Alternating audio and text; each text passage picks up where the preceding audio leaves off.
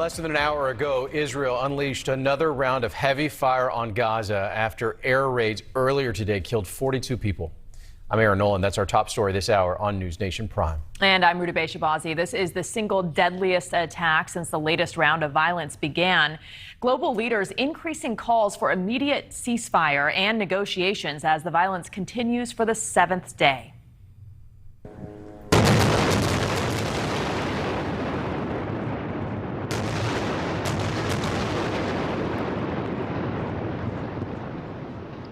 In a televised address, Israeli Prime Minister Benjamin Netanyahu said the nation will levy a heavy price, quote unquote, on Gaza's militant Hamas rulers, signaling the violence will continue. The fighting between Israel and Hamas surging to its worst level since 2014 over the Israeli occupation of the West Bank and the Gaza Strip.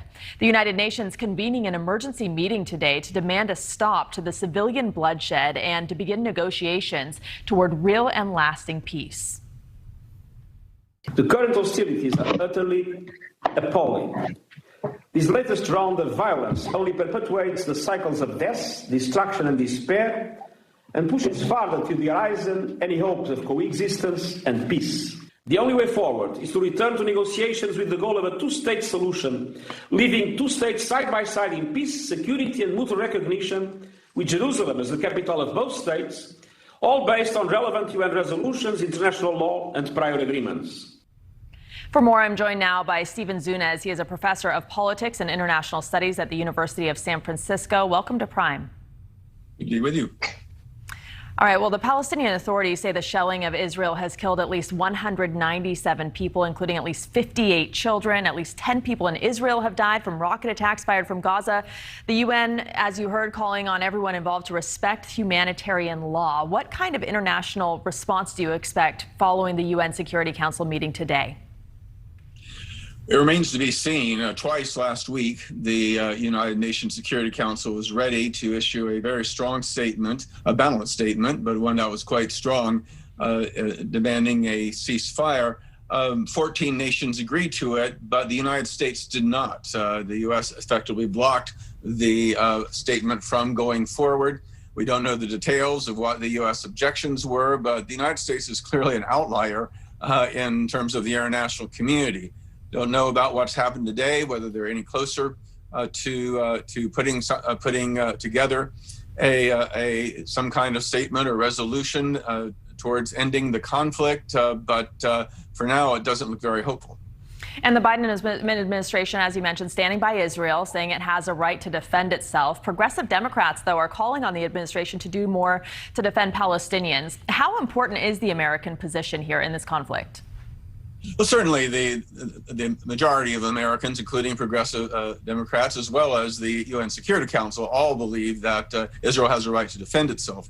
The question is that much of the Israeli military response, many people would argue, is excessive and go beyond the laws of war, breaking international law by targeting civilian areas with large-scale civilian casualties. Of course, Hamas has also been engaged in war crimes, and it's lobbing shells into Israel. What the United States seems to be trying to push the idea, however, is that it is Hamas, despite the one-sidedness of the conflict, that is primarily responsible. So most of the U.S. pressure has been in the Palestinian direction. And today, the top editor for the Associated Press called for an independent investigation into Israel's bombing of its offices in Gaza, which leveled the building yesterday. Prime Minister Benjamin Netanyahu defended the strike. He said that a warning was issued beforehand. Here's part of what he said. Let's take a listen. Here's the intelligence we had. It's about Palestinian terrorist an intelligence office for the Palestinian terrorist organization housed in that building that plots and organizes the terror attacks against Israeli civilians. So it's a perfectly legitimate target. And the Associated Press also released a statement when this happened, saying the world will know less about what's happening in Gaza. What's your reaction? I think that may be the more accurate explanation about why the place was attacked. There's no way that Associated Press or Al Jazeera or the other international media offices located there would move into a building that was a Hamas and intelligence facility. Obviously, that would make it a target. And the journalists who were there, familiar with the building, said they saw absolutely no sign of any Hamas activity. So there are serious questions as to whether the Israeli explanation is accurate. But as the Associated Press director implied, what may have been the purpose was to limit media coverage of what's going on the ground there. And indeed, the destruction is huge. And perhaps the Israelis wanted less coverage of what was going on, especially within the civilian populated areas.